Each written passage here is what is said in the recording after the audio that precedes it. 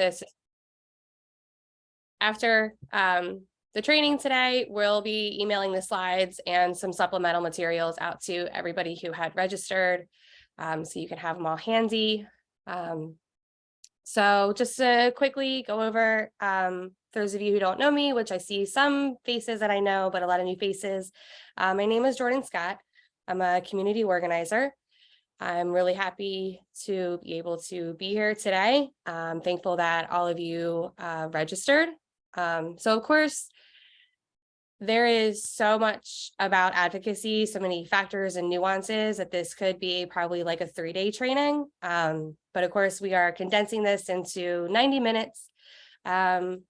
Today is solely focused on systems advocacy specific to the Good Samaritan Law initiative and messaging. So it's very specific topic today.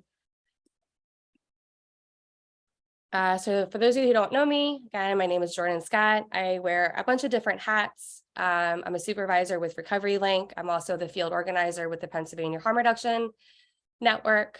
I'm a public narrative coach, person with lived in living experience. And these are some of the areas that I focus on, that I'm most passionate about, all areas that I have, lived experience in.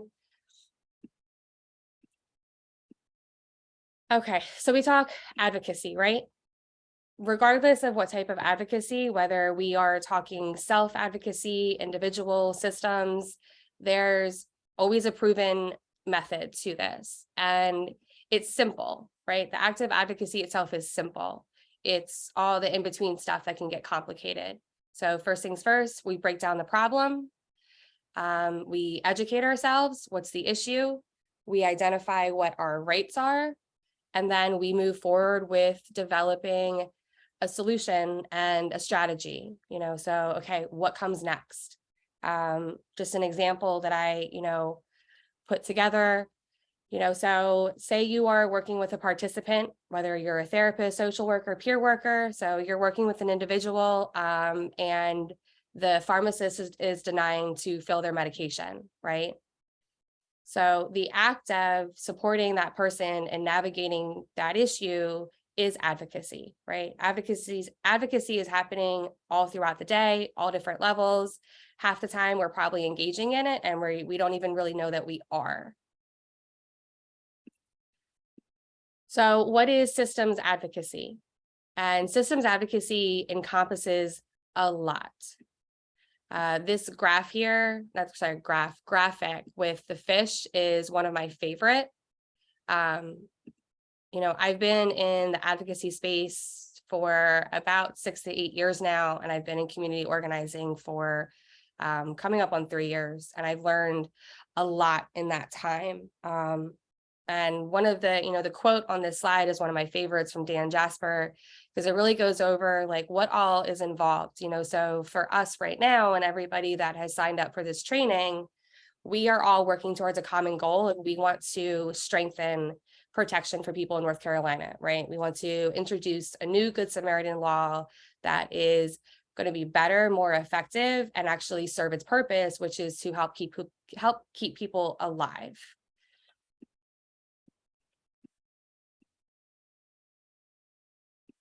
So when we talk about systems advocacy, a piece that I often see get not ignored, but I think often overlooked is people tend to look at systems advocacy from like a big, like at the top, right? So at like a federal level, or if we talk about, we're talking about systemic change, which is a part of it, but so much of systems advocacy is also the local work. Not only just statewide, but local. So at a county level, at a city level. And it's often the local work that is actually the most effective. I think, especially when we talk in terms of policy, legislation, elected officials, there's, I think, often this misconception that, all the power is at the top, when really the bulk of the power is actually down at the bottom. What's happening with our county laws, our city ordinances at a state level, because that actually ends up influencing what happens at the top of, I guess, for a lack of a better term, the food chain. So looking at what it includes, it's important to remember that systems advocacy is not politically neutral, but it is siding with the best interests of the community, the group, the individual, whatever the common cause or goal is. It's important that we're always aware of potential conflicts of interest. It's in some of the later slides, but I often encourage people when they are getting involved in advocacy, especially if they are new to advocacy, is being aware of your limitations and also being aware of your own biases, because we all have them. And if we're not aware of them, there's great potential for harm to happen in that space. It's important that we have very clearly defined goals and also strategy. I'm going to assume that everybody on this call has a busy life, right? Probably involved in multiple projects, or you have family or whatever it may be, but we're busy. And people are often very willing to give of their time, but if it's going to be a productive use of their time, right? So I'm always down for the cause, helping out with committees, coalitions, projects, whatever it may be. But for me personally, I need it to be organized. I need it to be productive. I don't need another Zoom meeting that I get on every other week, and it's kind of just people staring at each other, right?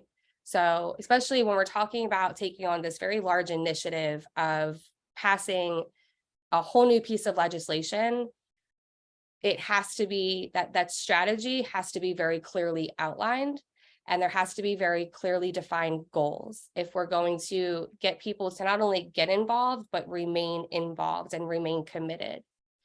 I think it goes without saying that, especially with systems advocacy, it's always important that we have accurate and current research to back up our claims and back up our demands. And to me, probably one of the most important parts is we have to develop effective partnerships. Realistically, even if there were, 30, 40 of us all working on the Good Sam Coalition, North Carolina is a very large state. It's a very diverse state. It will require us creating effective partnerships with other community stakeholders, organizations, other coalitions, whatever that may look like, because the power is in numbers.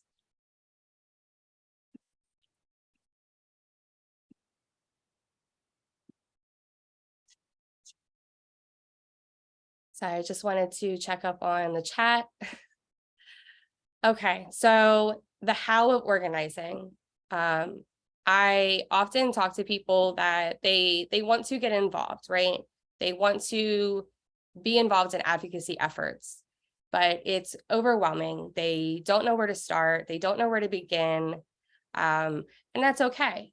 And the one thing I learned is in the advocacy space, there is a role for every person. But so specifically talking about the Good Samaritan initiative, how are we going to get this done, right? How are we going to engage an entire state of people, community members, community stakeholders, organizations, elected officials, and especially the people who are not already in this space, right? How are we reaching the people who are not in these spaces? Your neighbor that is a great person and cares about their community, but doesn't know about the issues around Good Samaritan. So how are we reaching those people?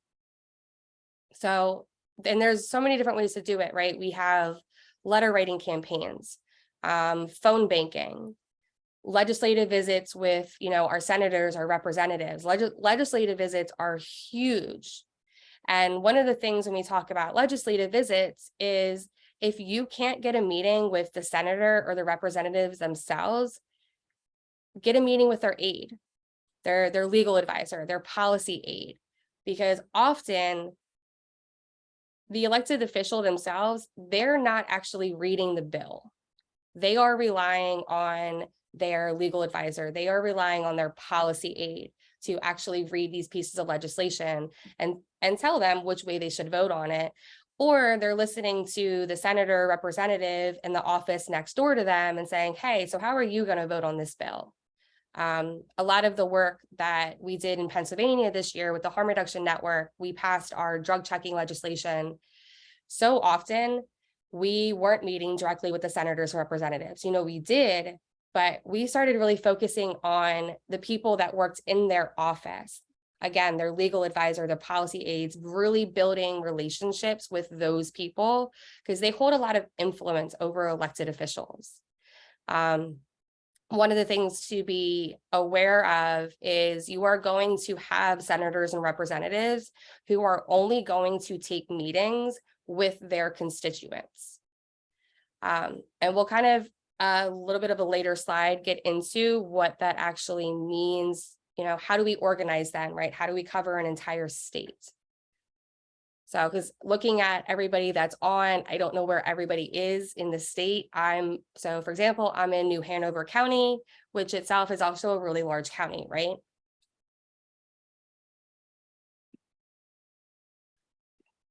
Just getting ahead of myself. Okay. And so when we're talking about the how of organizing, think about what is the outreach plan. So when we talk about the Good Sam initiative, starting at what's our outreach plan? How are we going to divide the state? Are we going to divide the state by county? Are we going to divide by regions? If we're dividing by county, do we have somebody in every county in the state that we know is involved or wants to be involved that can kind of be a point person in that county? Do we know somebody in every county that already has established relationships with their elected officials, whether it's the senator, the representative, their county commissioner, their city council members, their county council members? That's an important piece. In this initiative, what is everybody's role going to be? And earlier I had talked about knowing your limitations, knowing your biases. And so when I talk about knowing your limitations, it's asking yourself, what am I comfortable with? So not everybody is going to be comfortable having a legislative visit, right? That's not going to be for them. You have other people that maybe you have some people that are great writers and can write some op-eds. Or you have people that are great on the phone and you can pull them in for phone banking. So it's looking at who are the people you have, what are their skills, and what are they interested in, right? So where are people going to be most effective? And sometimes people aren't going to know where they're most effective until they kind of dip their toe in the water. If you had told me a couple years ago that I would spend an entire year doing nothing but talking to senators and representatives and policy aides, I would have laughed at you because I couldn't have imagined, I had no desire to do that. And then I got put into this role. We're trying to pass this piece of legislation. And lo and behold, I was good at it.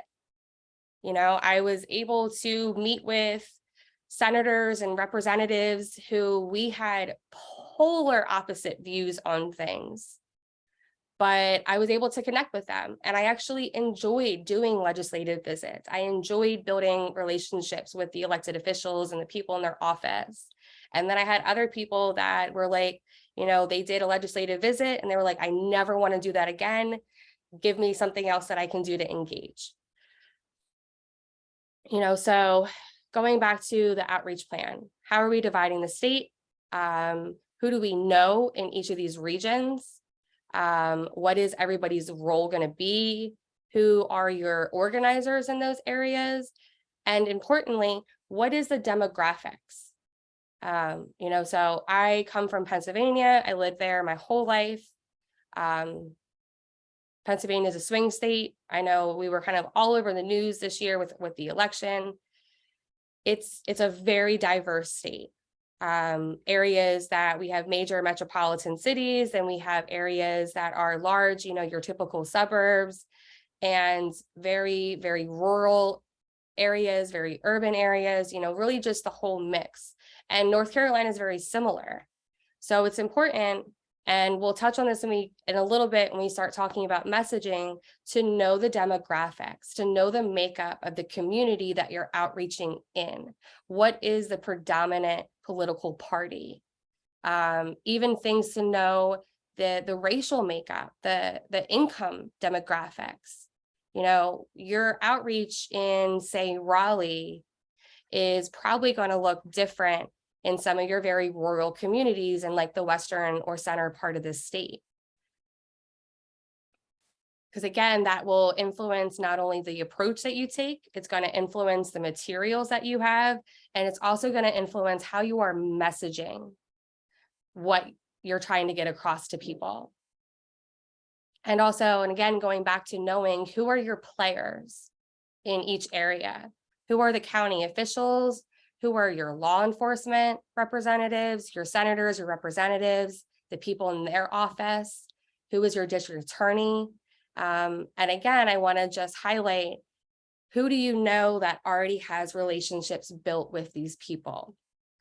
And this is probably often, at least for me, could be some of the most challenging aspect of advocacy and community organizing work, was being able to engage with people that you don't politically align with, or that you are on opposite ends of the spectrum on different issues. Because the whole point of organizing is finding that middle ground, because there's always some kind of middle ground, right? I know lately there's, we're dealing with all the, like fentanyl misinformation, and, still pushing back on the messaging that you can overdose by touching fentanyl, or, you have groups that think that, fentanyl needs to be declared a weapon of mass destruction, whatever it may be. At the end of the day, we are all sharing a common goal of, we want to prevent overdose deaths, right? We want to keep people alive. As long as we can find the common goal, you can always build out from there.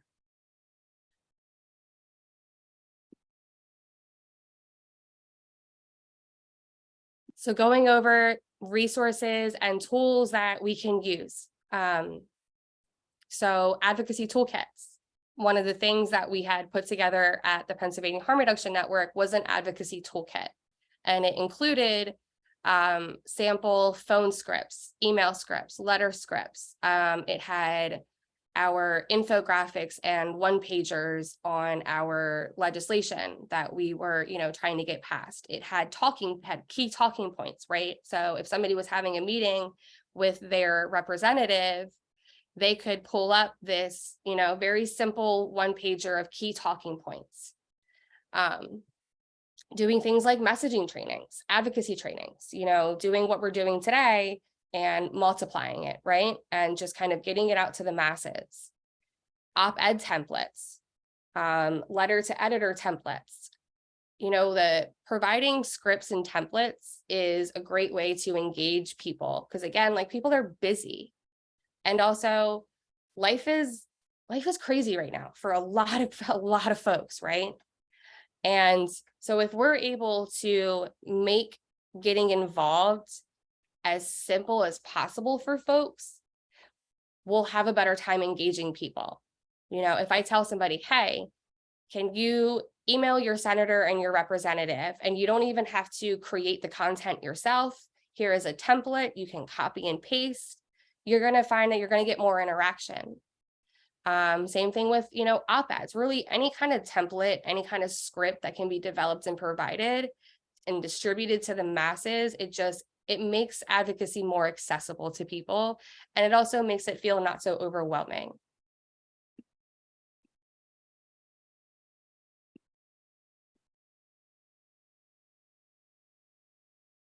And quickly, I want to just talk about burnout and self-care, especially in the advocacy space, because I've experienced it myself, and I, over the last probably 2 years, have seen it in a lot of my friends and a lot of my colleagues. So the difference of self-righteous anger versus harnessing anger, right? I mean, I won't speak for anybody but myself, but there are things that happen every day and issues that make me so angry, and they get me worked up, and they get me going. But I have personally experienced the trap of falling into that self-righteous anger, and it's not productive. And it really hurts movements, and it really stunts progress and change. So instead of falling into the trap of self-righteous anger, taking the emotions that we have over issues that we're passionate about and channeling them into productive change. Using it as motivation to pick up the phone and do some phone banking or send out some emails. Balance, remembering that we can't be everything and we can't do everything. And if we try to, we're going to crash and burn. When I've really started getting into community organizing work, one of my mentors continuously stressed, policy reform is about playing chess, not checkers. Like, this is the long game, right? Full transparency, I am still learning a lot about North Carolina and how the legislature is set up here and the ins and outs, because, every state is different. But I do know that for most cases, it takes 2 cycles for a bill to pass. So we're talking 4 years. And I often see people get involved in advocacy, and when there is not instant change, or there isn't like an instant win, they get defeated and they stop engaging. When we're talking about passing legislation, or we're talking about any type of, reform, systemic change, it is not happening overnight. You look at any movement throughout history, and people spent years, if not decades, working towards broad reform. So I'm not saying it's going to take us years or decades to get a new Good Samaritan bill passed, but even digging in and looking at, like, regardless, we are in this for the long haul, and just being aware of that up front. Highlighting again to be aware of your limitations and biases, because we all have them. And also, again, being honest about your bandwidth. Again, people are busy, right? I'm busy. So before I take on another project, or I get involved with another committee or coalition, whatever it may be, I have to be honest with myself about what is my bandwidth? What can I actually take on? So being honest with yourself about what is your availability? To what extent can you get involved? So if it's a coalition that's meeting every other week, and you can't even commit to attending the meetings, okay, what can you commit to then, right? Because advocacy also requires commitment. And that commitment will look different for everybody, because, again, we're all in different places and we all have different capacities. And most importantly, celebrating every single win. I don't like to refer to small or big wins, because to me, a win is a win. Like I said, in Pennsylvania, we were able to get our drug checking legislation passed. We were not able to get our syringe service program bill passed. And it's very easy to be like, oh, well, we didn't get both of our bills passed, so we weren't successful. No, we were successful, because not only did we get a bill passed, we also got a bill passed in a year, right? So celebrating every win and not discrediting or discounting any of them. And if I'm going too fast, just throw it in the chat or raise your hand. I want to make sure that we get through everything, and that there's also enough time for questions. And at my last slide, I'll be turning it over to Roxanne to talk kind of next steps of where we go from here. So now we're going to talk messaging. The messaging that we create and that we put out there is so critically important, because we are seeing firsthand what happens when there is bad messaging, and what happens when misinformation is, just put out to the masses.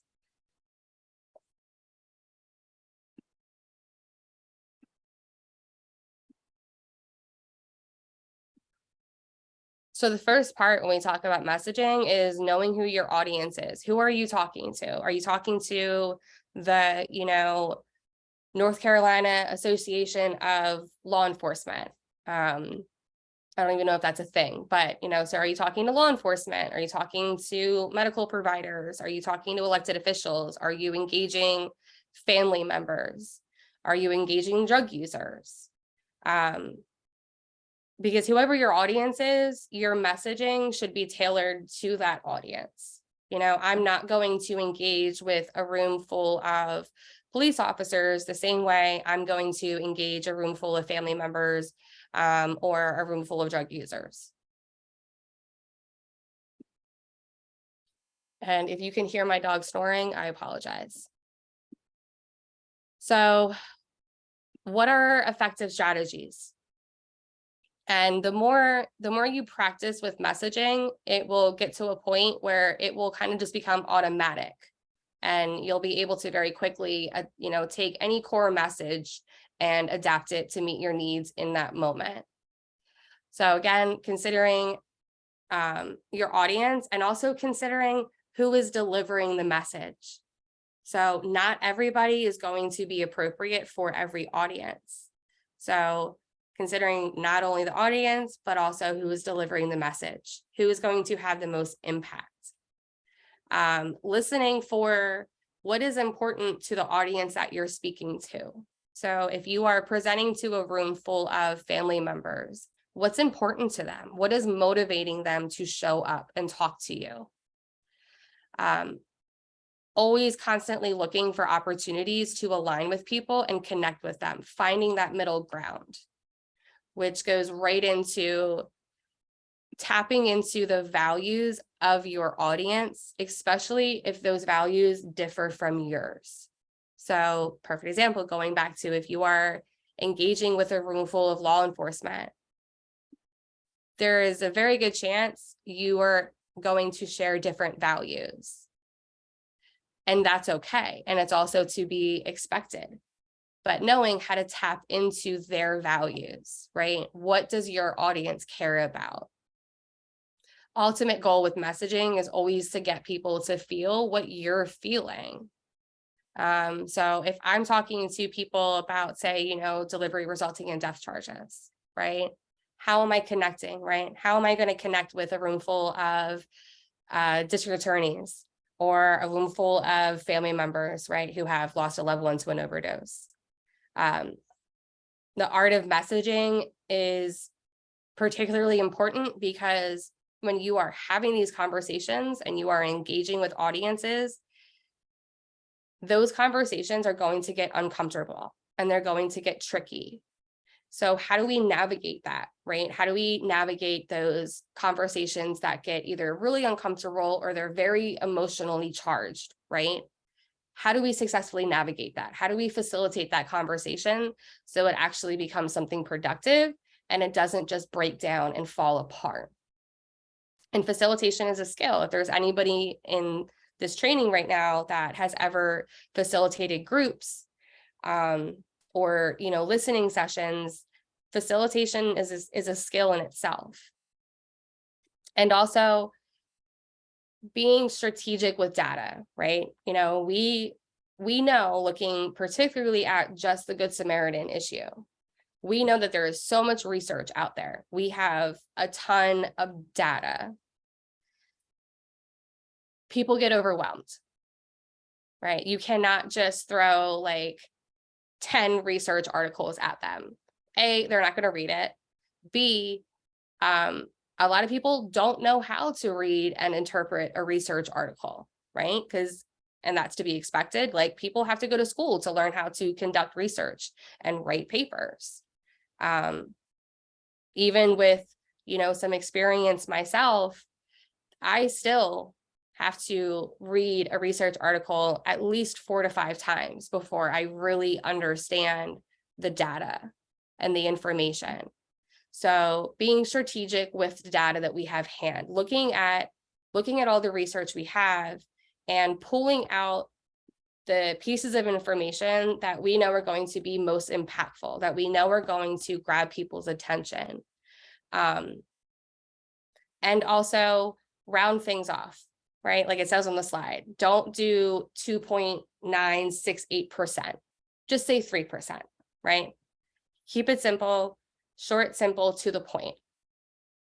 Because the other piece of messaging is so often, depending on your audience, and especially when we're talking about legislative visits, you have you're typically going to have a very narrow window of time, maybe 5 minutes, it may be 10 minutes. You might get lucky and the senator gives you 20 minutes. But if you only have 5 to 10 minutes with your audience, how do you make that 5 to 10 minutes the most impactful?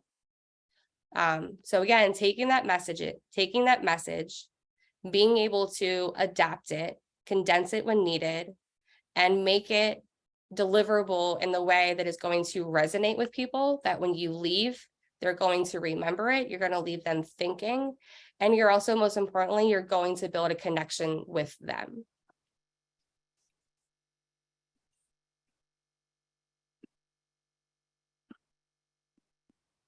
This is where, if anybody in here is, a lover of fiction, being descriptive, painting a picture, that goes a long way in connecting with your audience. So like it says on the side, using the example of, a person rotting in prison for possession versus just giving, statistics or data on prison population, right? Sure, like statistics and data are great and we need that, but how do we take that information and make it digestible to people? And again, grabbing their attention and emotionally pulling them in and connecting with them. Being able to demonstrate that you are the subject matter expert and balancing that emotional appeal and that connection with also delivering what we know is factual information, because it's very possible to take science and take hard numbers and hard facts and make it, I don't want to say entertaining, but again, just grabbing people's attention, right, and drawing them in. So much about, especially legislative advocacy, is drawing people in and getting them to care about this issue that is now so important to us. Describing the issue in a way that is easy for people to grasp onto. Being able to deliver a message in a way that is eliciting an emotional response from people. And always remembering that our message should always end with not only the solution, but also going back to those core and shared values or some kind of resolution, right? Some resolution, next steps. So if you are talking to a room full of family members and you want them to all, get involved with helping to pass the Good Samaritan law, at the end of your presentation, your speech, whatever it may be, what are their next steps? What is your ask of them? What is your call to action? Giving people something concrete to do, whether it's, hey, take this email and send it to your senator, or sign on to our letter of support, right? Always leaving them with a very concrete next action step. So onto message boxes.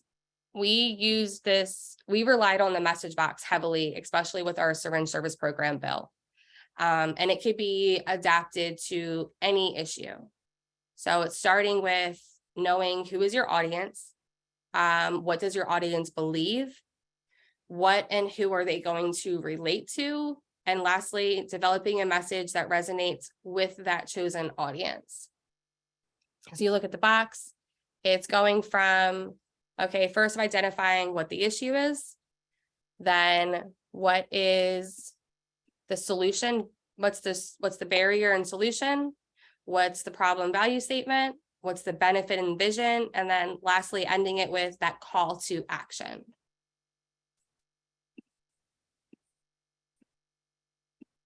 So this is the one that we had put together at the Harm Reduction Network for our syringe service program bill. So the problem identified was Pennsylvania overdose deaths, and also our spike in HIV and Hep C cases. And so again, just going through and breaking down and strategizing. So we know that, syringe service programs decrease overdose deaths and transmission rates, then filling it in with the success, right? How are we going to remove barriers to these programs? And lastly, was ending with our direct call to action was people supporting our piece of legislation that would then legalize syringe service programs across the state. And I think one of the things that I like most about message boxes is it's an easy way to really kind of streamline what you want to do. And you can easily adapt it to fit any issue, any audience.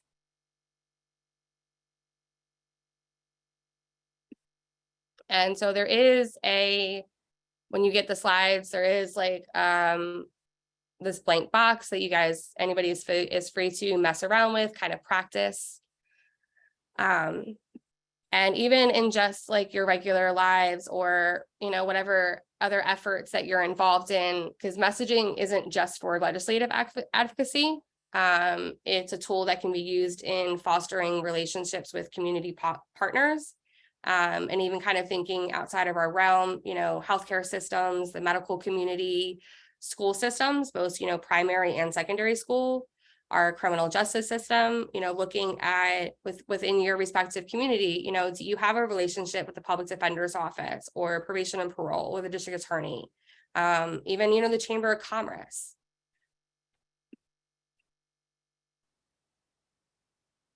So at this point, I'm going to pass it over to Roxanne.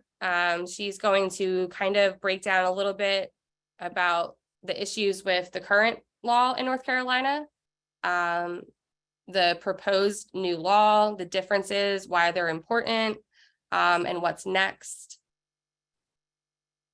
Like I said, yeah, so again, everybody's going to get all these slides afterwards and also some supplemental materials, and my contact information is also in the slides, and feel free to reach out with any questions.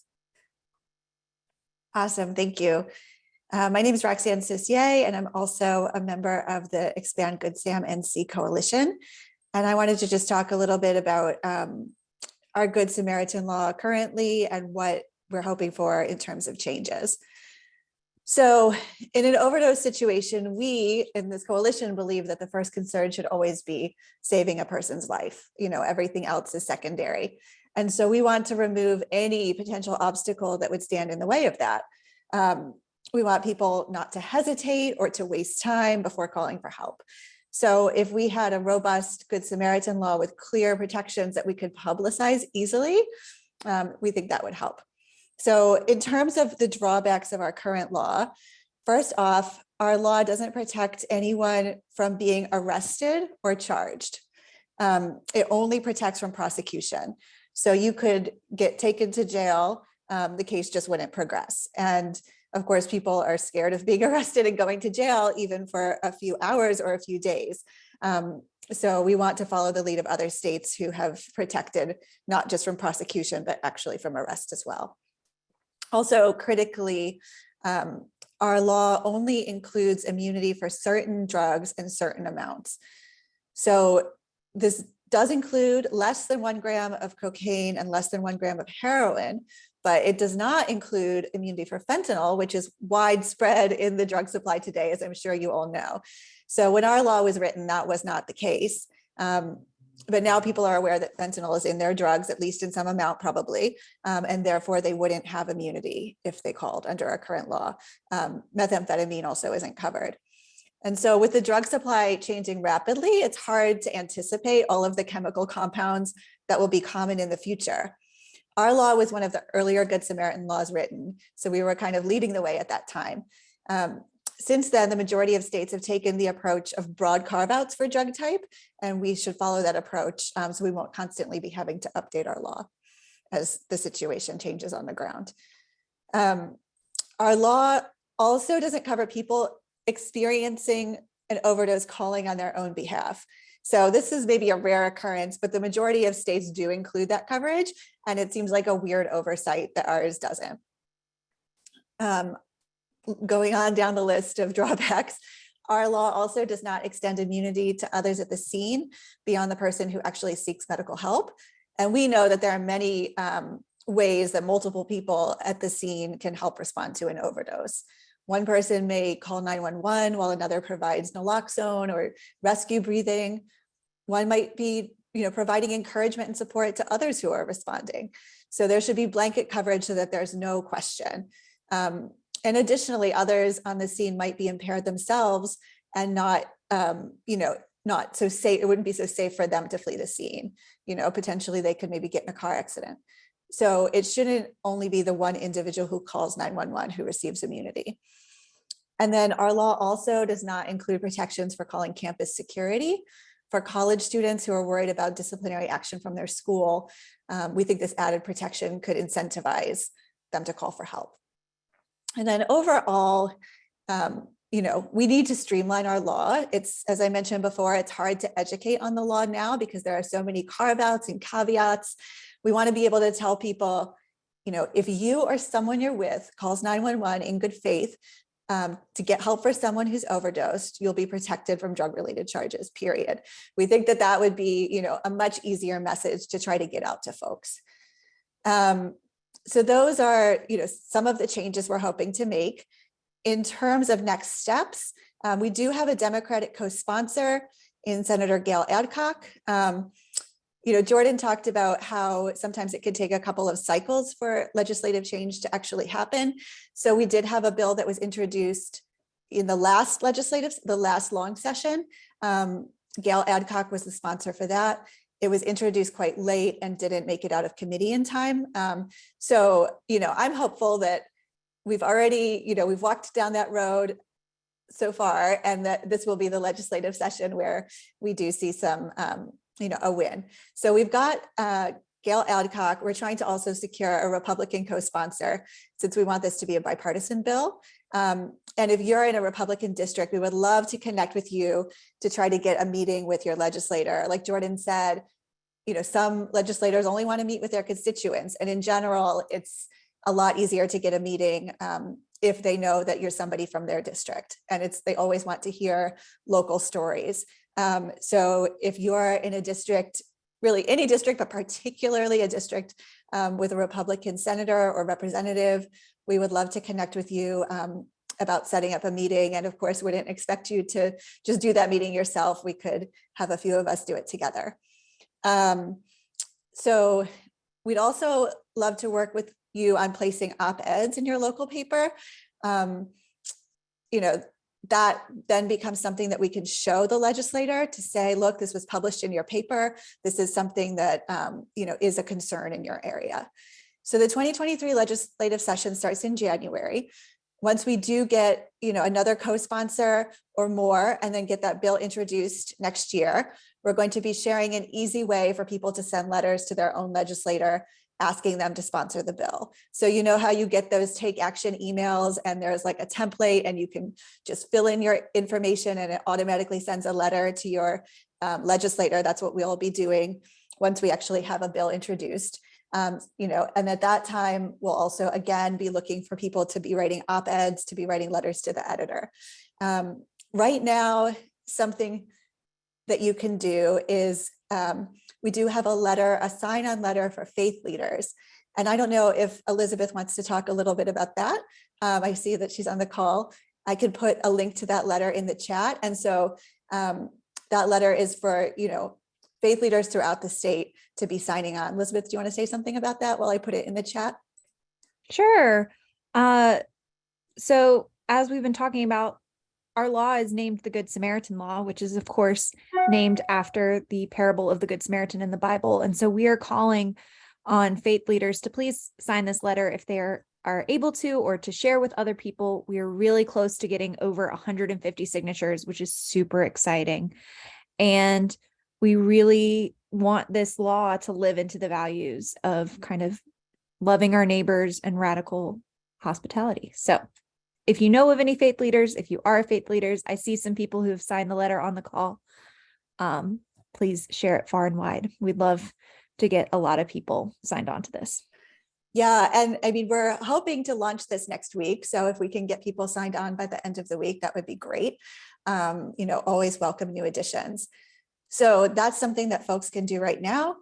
We are also launching a website. It will be Expand Good Sam NC. We don't quite have it ready to go live yet, but very soon we will. And so we'll be sharing with all of you, you'll get an email with an announcement about our website.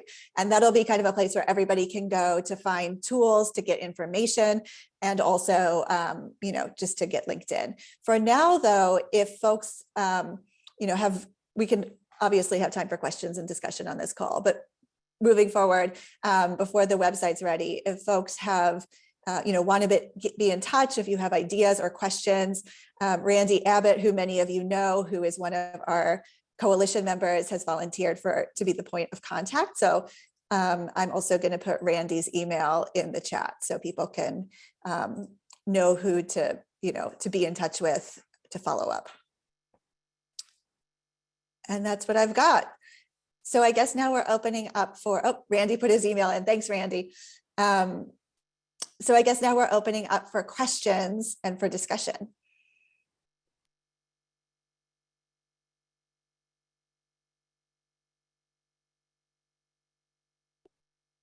So folks can either just speak up if you have questions or comments, or I think there should be a way under reactions if people want to raise their hand, but feel free to just unmute.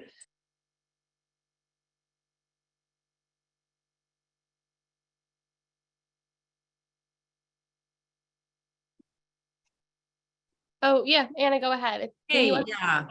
Thanks so much, Jordan. That was a fantastic presentation. I had a couple of thoughts that I wanted just to share with the group while I was thinking about them.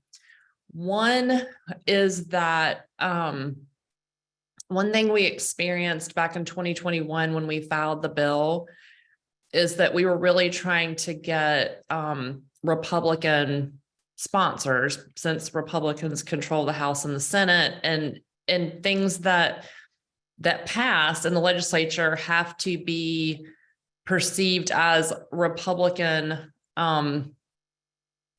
led ventures, right? Like it actually is kind of this partisan issue. I mean, bipartisan, great, but it really has to be perceived as a Republican led issue.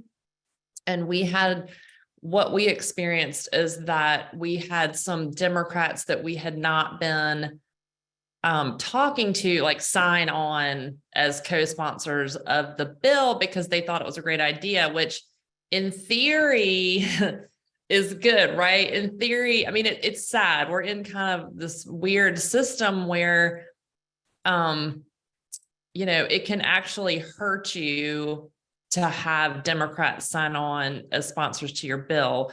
So I just want to warn folks who may be Democrats themselves and, feel it feels real natural to reach out to Democratic representatives. Those, you might live in a district where your representatives are Democratic, and you might think like, well, the more the better. But the problem is that's not true in North Carolina. I mean, you could definitely engage with them to get ideas, right? But it's just kind of important to understand that if they start signing on as sponsors of the bill, then if people are approaching Republicans to get on as sponsors, they will ask who's already sponsoring.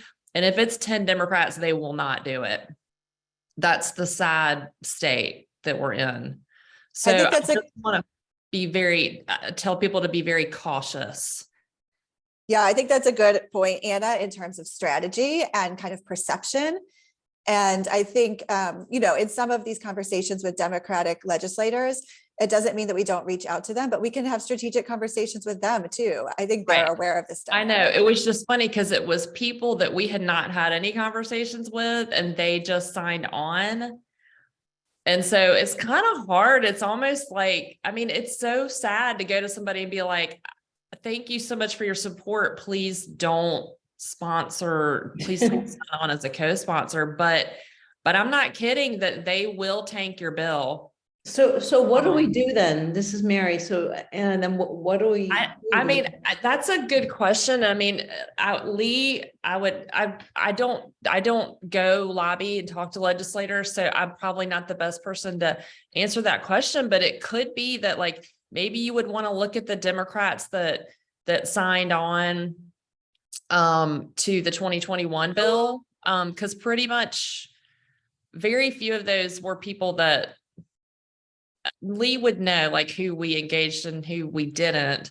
And maybe go to those people and just be like, hey, this time around, can you help us with advice? Can you give us advice on, and how did this, we really appreciate your support, but we're trying to get Democrats not to sign on as co-sponsors, at least initially. Like, we need to have this Right. groundswell of Republican sponsors. And then after that, Right. could have the Democrats falling behind. So I do think it's worth some internal strategizing with the folks that are going to be gathering legislative support, of like how to manage the Democrats from coming in and jumping on the bandwagon and turning off the Republicans. So that's what I'll say about that. And people can talk more about that. The other thing I just wanted to mention is just kind of a philosophical issue that I see coming up in Good Samaritan.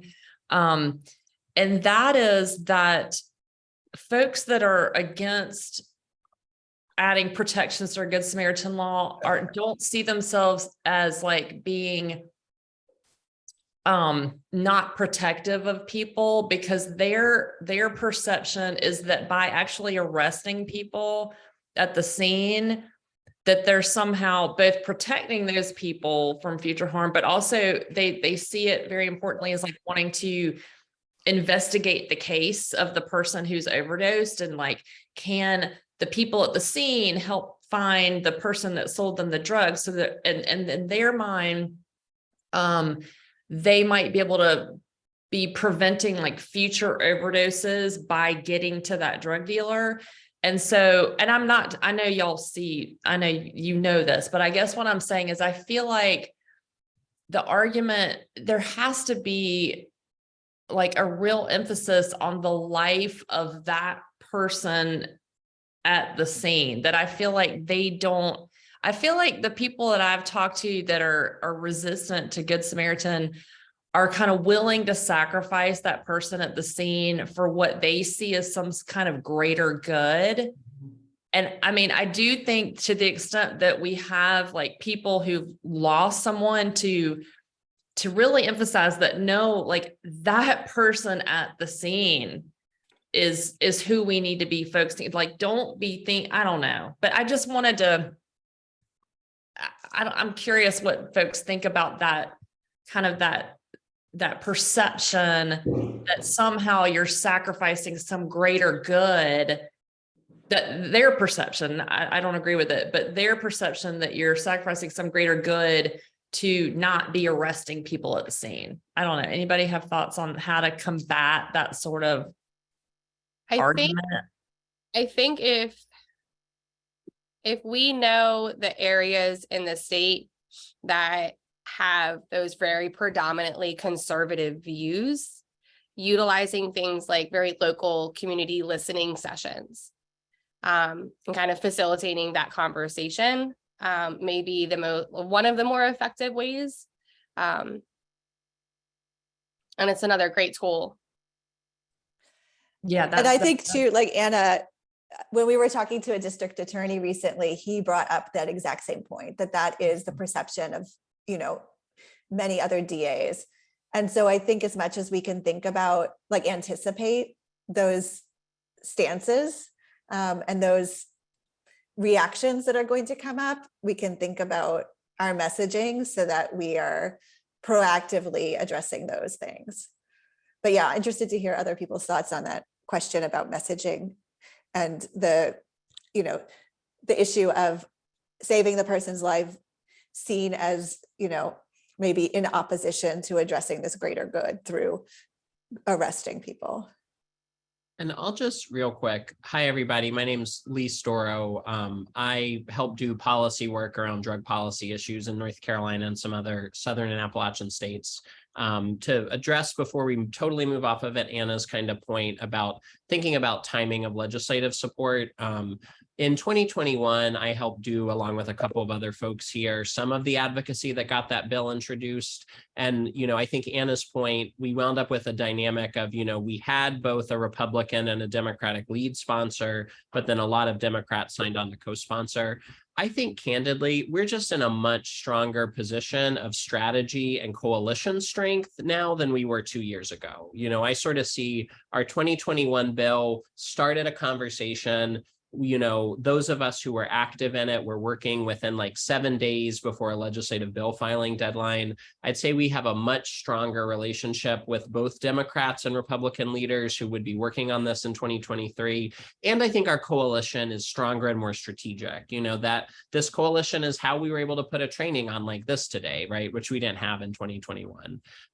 So I think we will be much more intentional and really have an opportunity. And this, to be brutally transparent, happens sometimes that a Democrat who introduces a bill with a lead Republican sponsor will go to the Democratic caucus and say, hey guys, we want me and then our Republican sponsor to lead this. Just let the two of us handle it. And we're not going to have Democrats sign on because this is a bill that has a real shot. So I think we're in a very strong position to kind of have some of those quieter conversations, especially as we build Republican supporters.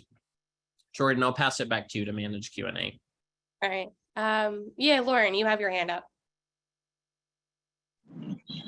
Hey there. Thank you so much, you all, and Jordan especially. This has been great. I wanted to provide feedback on what Anna brought up, and I wonder if we had, depending on the timelines, of course, educational opportunities for DA offices, for families, because I hear so much, that grief-stricken families, and I don't say this lightly, I know there is a lot of weight and depth to what I'm saying, but these educational opportunities could really open up room for more understanding, family to family, tragedy to tragedy, around what's happening when we criminalize an individual in this position, right? So, for the family member who lost a loved one, who thinks fentanyl or any other drug is a weapon and poison, it could have been the other person's child as well, or whoever was in that situation. And why are we so quick to criminalize over offering other rehabilitative supports? And so I just think there's got to be a lot of education and a lot of messaging that can start to ripple out to the broader community so that these things can start to see some progress, because it is youth and families, as we know, that are always targeted by these DIH laws. And I think that's where we really need to start. And I don't know how to bring together, those forums necessarily, but I do think, depending again on the legislative timeline and the sessions, those would be really beneficial. And having advocates from this group and others who have gone through something like this, who are saying, we're not looking to punish the other individual. I also think, that just goes to storytelling. Yeah, no, I think those are great points. I think communities that we have to specifically target.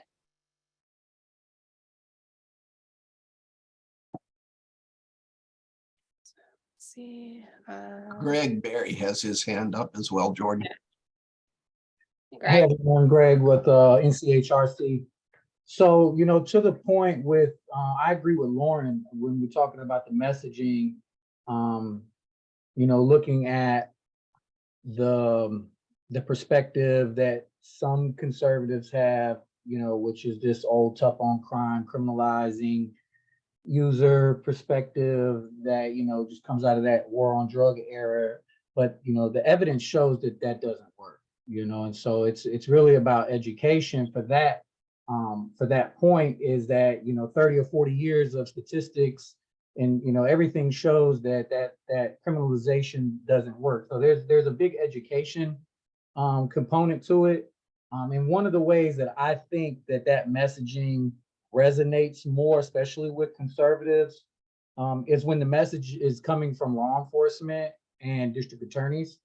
And, and so, I work a lot with law enforcement and district attorneys in our area with our LEAD program.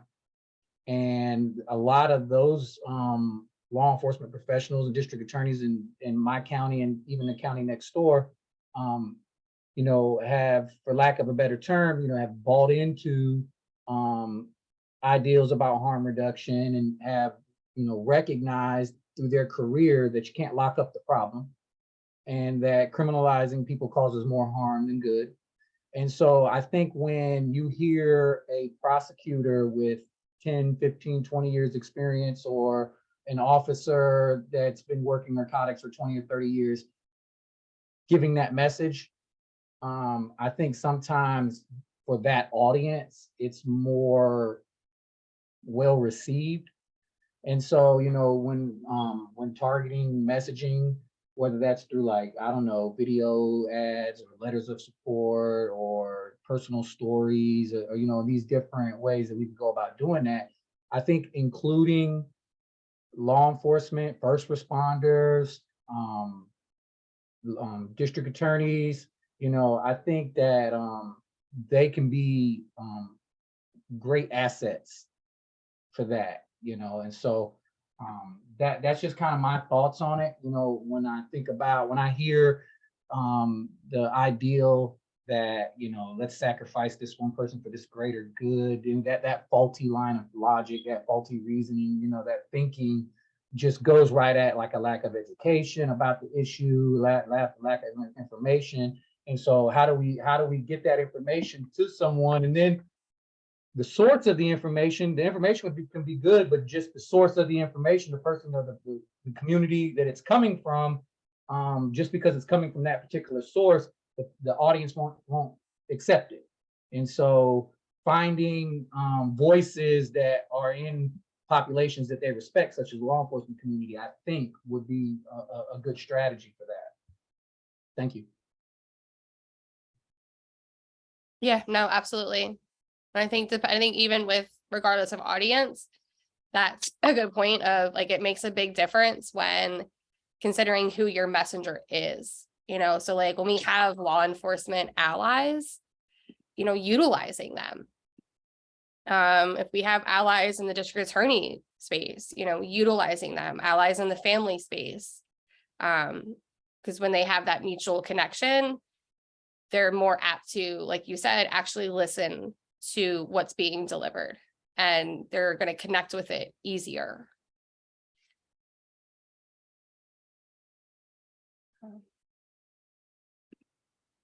And yeah, just looking at what Roxanne put in the chat, yeah, that'd be awesome to get some connections with law enforcement messengers. Shelley, so you had your hand up. Yes, I'm coming from the family space. We have a son who has been a part of this world for, gosh, I guess 11 years now. And he embraces it as a lifestyle. Currently, he's living rough in Los Angeles, which is the most exciting place to live rough in the entire nation. And we have very sporadic contact with him, but this journey has brought us in contact with a lot of people who have lost children, and certainly mine has overdosed many, many, many times. He's always been fortunate enough to be resuscitated. He's always with a lot of people, so people take care of each other out there, and sort of damn the consequences. That's one thing about being in a really baseline environment like that is that people sometimes will be altruistic because they have nothing to lose. And I'm wondering if there's a way to find a connection, possibly through churches and faith spaces or something like that. But in the course of our journey, we have yet to find anybody, and there are people that are very secretive about having this be a family issue. But we like to say we're out. So like if somebody knows somebody who needs help, needs to talk, we're people they can talk to. We're active in a support group around that, but we also just know plenty of people who never go to a support group who turn to us for support. And I'm thinking if you really talk to people, it's very, very seldom that you come across anybody whose family hasn't been touched by this. And I'm here to tell you too, as someone who is from a rural part of southwestern Virginia that is considered ground zero for the heroin epidemic and the opiate epidemic, which is the Big Stone Gap area in Wise County, Virginia. That town has been devastated by this crisis. And I think a lot of people in rural areas suffer a lot more with these things than we realize they do.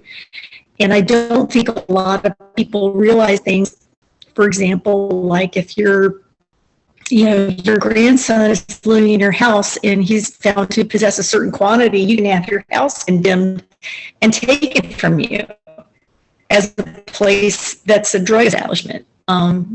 Those things happen. And I think for people to kind of like make a transition from this is a national problem that doesn't touch me to golly, if I really think about it, I know 8 people who have stuff like this going on. I don't know how to make that leap. I don't know how that happens, but I think anytime I've had a conversation with somebody about what's going on with us, it never takes long for that empathy to start flowing and for them to start sharing stories and for them to say, I've never told anybody this, but. And maybe the people to talk to in that way are the district attorneys and the law enforcement officers. I don't know. It could be that they're the best messengers and that ones that are resistant to this message would best speak to families. I'm not really sure. I know there's a big established network up in the New England area. I'm sure the harm reduction people are very familiar with called PARI, P-A-R-I. Can't remember what the acronym is, but the police officers actually take people in who have been, who have overdosed or who have been found at the scene and hook them up with programs and things like that. So, I mean, I think that bridge can be made. I'm sure there are people that are making it in a lot less random and sporadic way than I am, but I think the message coming from someone who has lost a person. I have many, many friends who have lost children to this disease, and they have some powerful stories.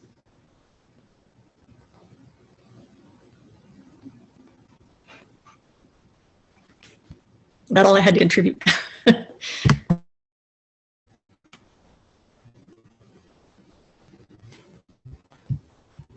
Jordan, you're on mute. There we go. Almost 3 years later, still doing this. I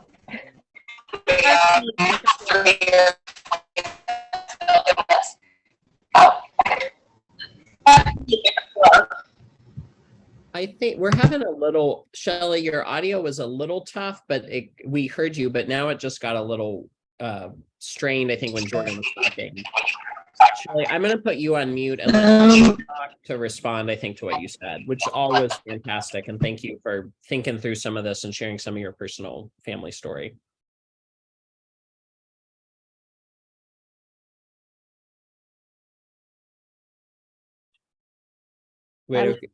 Yeah, Jordan, you go ahead. No, I was kind of touching base on, the points that Shelley had made. And I think everyone's kind of coming from the same place of knowing that there's some like specific communities of people that need to be targeted and looking at like the best ways to engage them, how to go about that. I think kind of going back to listening sessions can be very valuable, especially in specific communities. So like if you are trying to target like all of the family members in your community or law enforcement or, you know, the medical community, just to get those conversations going. But again, also making sure that whoever is facilitating a listening session has the skills to be able to navigate those conversations.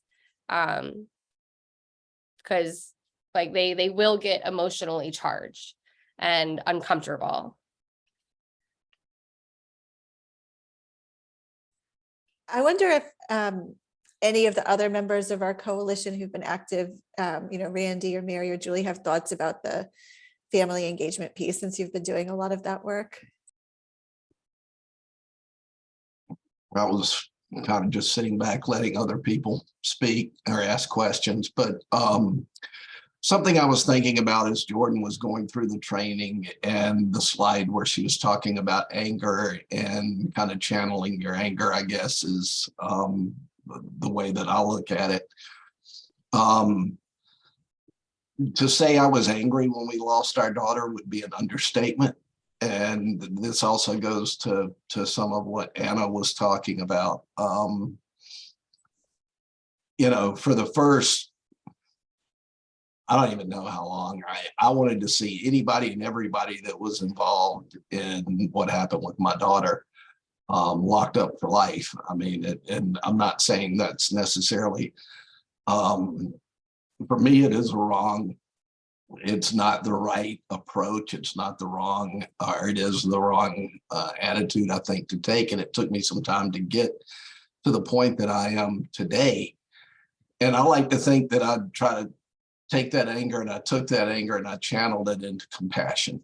And I think that's what we have to think about when we're looking at this is, to Anna's point, there are, and I know a number of people that are fighting this fight to the best that they know how, but there are different opinions on what will fix the issue.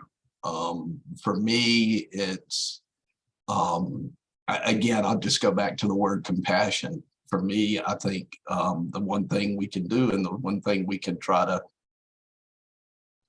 impart on others with our own personal stories, is compassion and wanting to help save lives and wanting to help families from the pain that is losing someone to an overdose. So just a couple of thoughts there. And I know that I've talked to a number of families, and that's always what we talk about.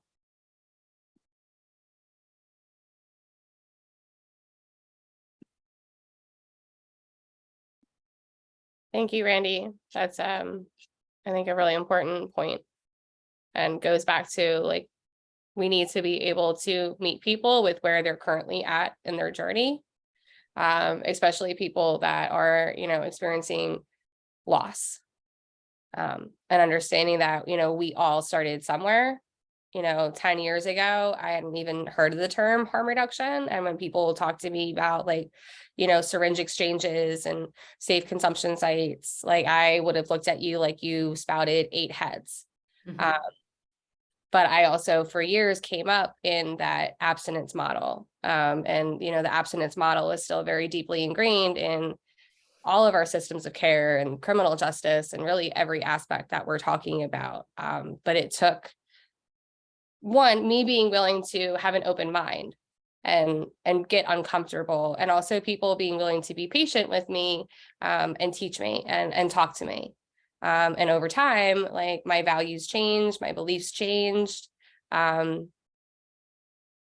things just, you know, kind of continue to grow. And we're going to meet people that are at very different points in their journey, and getting defensive or, you know, telling people that what they think is wrong is not always honestly the most effective strategy, and oftentimes will kind of just shut down any potential conversation that can be had. So, and I think that's again, another, like, I want to like just reinforce the like people being aware of their own limitations and knowing like what spaces you're good in and what spaces you're not good in. Sometimes I struggle being in the family space because I get very emotional. So oftentimes I pass the baton to somebody else who is great in that space. Because everybody plays a role and everybody has different areas that they shine in. And just everybody being aware of what those are for themselves. Jordan, that makes me think of your point that you made in your training, which I really loved, about finding common ground, like finding the commonality with people and building out from there. Because I think, like you said, we have common goals. And so if we can find that space, we can start there and build out. So, Shelley, did you have another question or comment? I saw your hand up.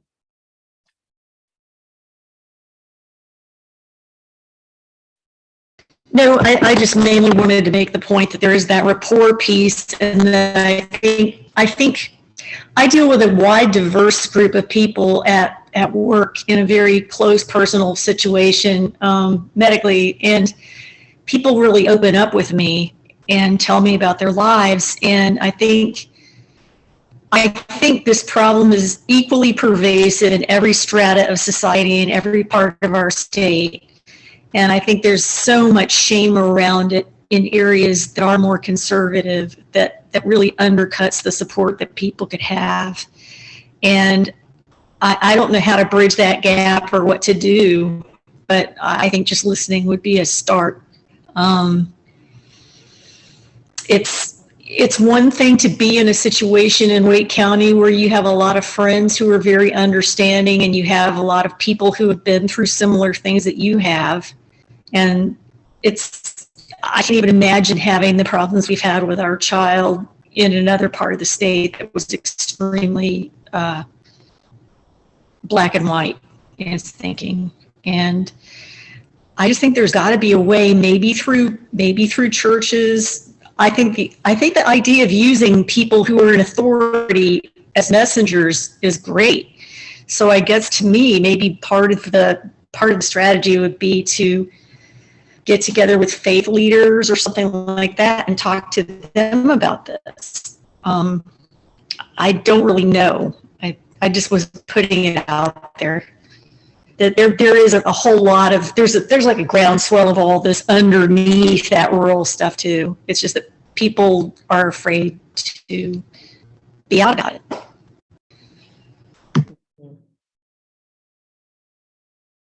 Elizabeth, or any faith leaders who are on this call, I wonder if you have thoughts about that, faith messenger piece that Shelley brought up. I mean, I always have lots of thoughts about this. I don't know if you want all of them today. Shelley, I completely agree that faith leaders can be very powerful in this space. I have my kind of job, for context, is educating faith leaders about the overdose crisis and ways they can get involved in ending it in their communities. And so we've been doing a lot of this education piece and definitely need to do more. I think, to Anna's point, I think faith leaders can be really critical and unique when faced with the conversation about, well, we should just sacrifice somebody else on the scene. I think we can bring in that faith piece of inherent dignity and radical inclusion, and how every person is a child of God and beloved and made in God's image. And so we need to value all human life because of that. So I that's just kind of rough draft thoughts off the top of my head, but I think there's a lot that can be done in this space as well.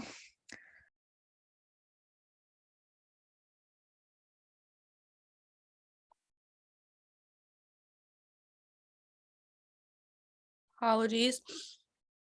But thank you, Elizabeth, for weighing in. I guess before we kind of like wrap up, I always want to be respectful of people's times. Any other questions, comments, things specific to maybe some like next steps?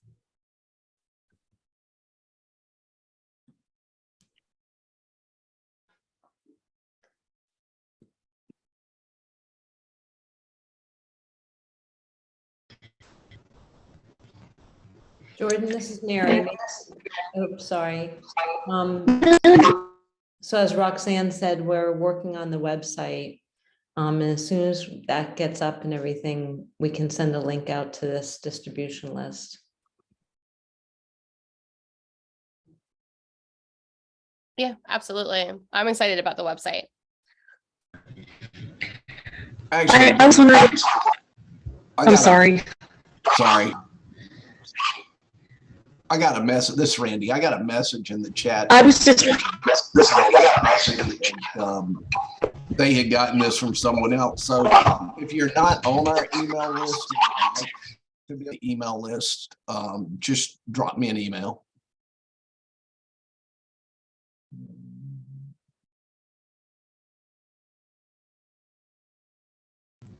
does anyone have any experience with 5 calls? Has anybody ever used that app? It's an app that you can download, and basically it makes it so that you can connect easily with all your different representatives. And I do it sometimes just on my lunch break at work. But basically it pops up all of their phone numbers and whatnot, and you can follow a script that they give you about different issues and make your views known and share that and get it on record.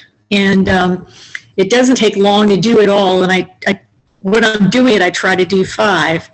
And I wonder if we could somehow get this issue into 5 calls as part of their, I mean, it goes straight to all of our representatives and everything. It's a national app, but it could be a good tool for just getting on the phone with people that could at least notate that we've indicated interest in this issue. I'm not familiar, but I'm going to look at it. If